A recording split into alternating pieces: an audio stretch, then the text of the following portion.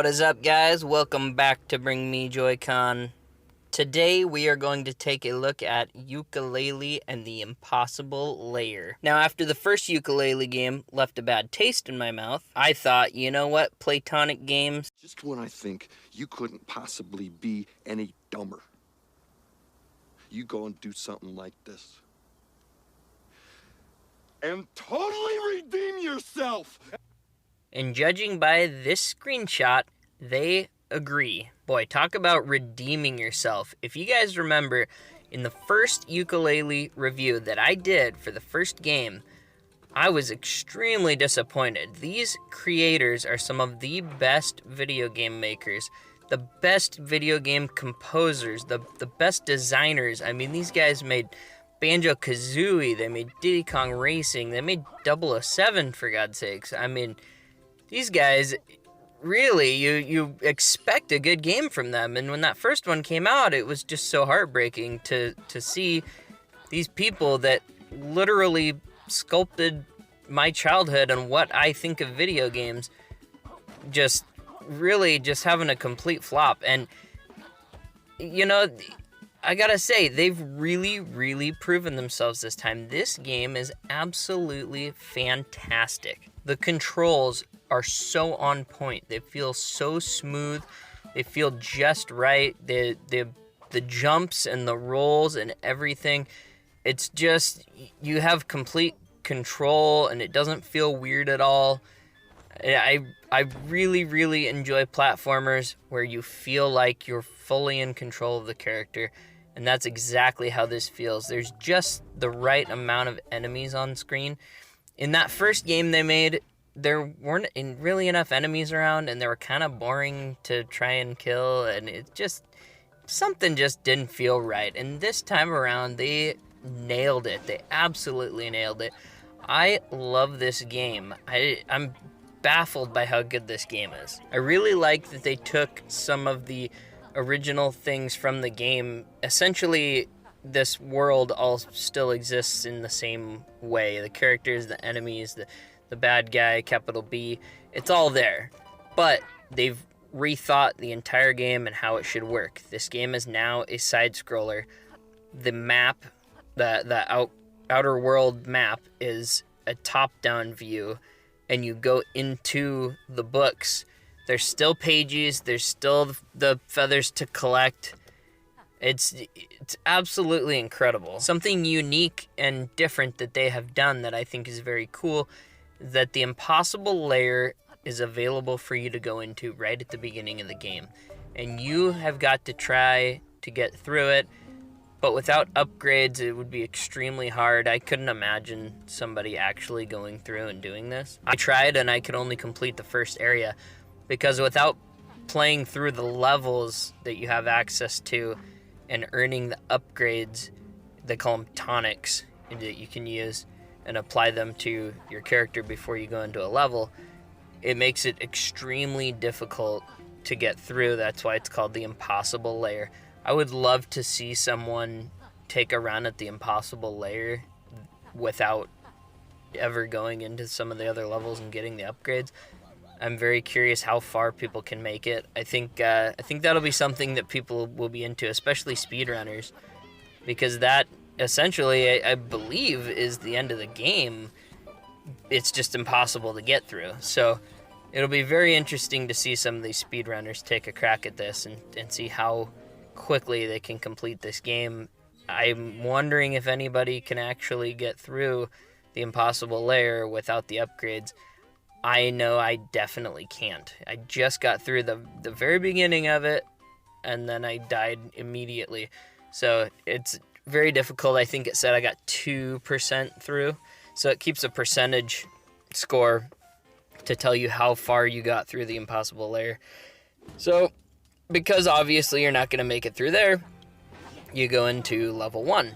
And level 1 is this beautiful, green, thriving, side-scrolling world where there's enemies to bounce off of. All the sound effects and everything in this game are so satisfying. They very much remind me of Donkey Kong Country. And not just Donkey Kong Tropical Freeze, but the original Donkey Kong Country games, which is very, very cool. I love how satisfying those sound effects are when you bounce off an enemy's head or you collect an item. It's just so much fun, and then you can grab ropes and swing from those and jump across them. I'm sure you guys remember doing this in Donkey Kong. It's very, very heavily inspired by Donkey Kong Country, and they absolutely nailed it. And I just really am enjoying this.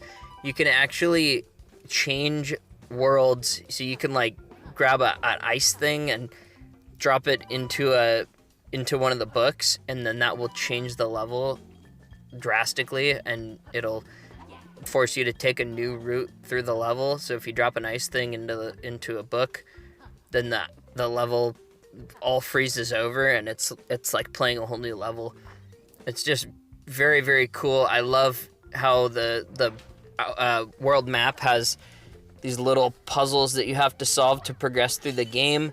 They even poke fun at these games that have a paywall you collect coins, and then you can use those coins to buy your way through the paywall, and that unlocks the rest of the world map. And I really like that sense of humor that they've got going on here.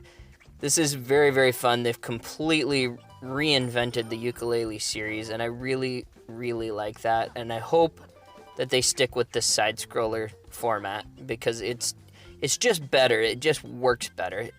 I guess if they want to revisit the 3D thing, they can. But, like I said, do it much, much better than the first time, because that was not good. This is what they should be focused on. This is incredible. I did see rumors that they were looking into maybe doing a kart racer, and that, my brain immediately goes to Diddy Kong Racing. And if that were the case, that would be fine with me. That is one of my all-time favorite games, and these same people made Diddy Kong Racing. I don't think they would screw that up. I think that first Yooka Laylee game was just a weird fluke, and they kind of, weren't all on the same page maybe in development or something.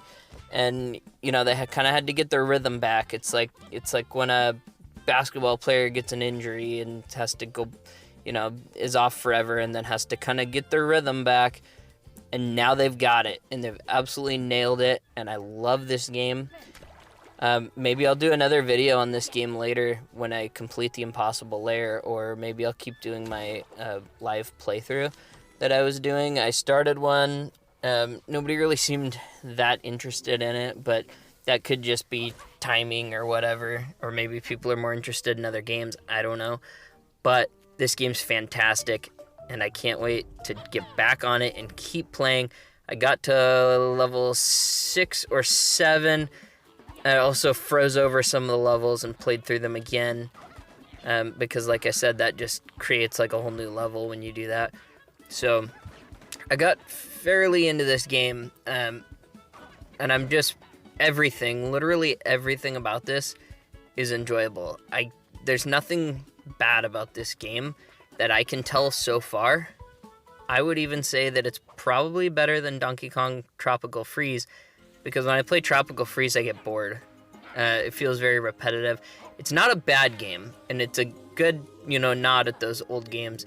It's a good successor to those, but it just doesn't have that same feel. And I would say this game even has more of a feel of those old Super Nintendo Donkey Kong Country games that I played as a kid than Tropical Freeze even does. So that just kind of shows you how well they nailed this game and how great it is, and I think everybody should pick it up. I heard that the physical was like limited, sort of, but I heard from other people that it was at Walmart, so I'm wondering if maybe they just did limited quantities and every store only got a couple of them or something. I wasn't really sure, but I was confused when I went into GameStop and got mine, because there was only one on the shelf. So I don't know if maybe every store just got 1 or 2 copies or something, but this is absolutely fantastic. If you can't find a physical copy, I highly recommend going with the digital copy. That's probably the only time you're ever going to hear me say that, but this game is worth playing 100%, and it was even only $40. They didn't even charge the $60 that they very easily could have charged. I still would have paid for it. So Great job, Platonic. I can't wait to see what else you guys have in store, and I'm glad that you guys got back on the right track.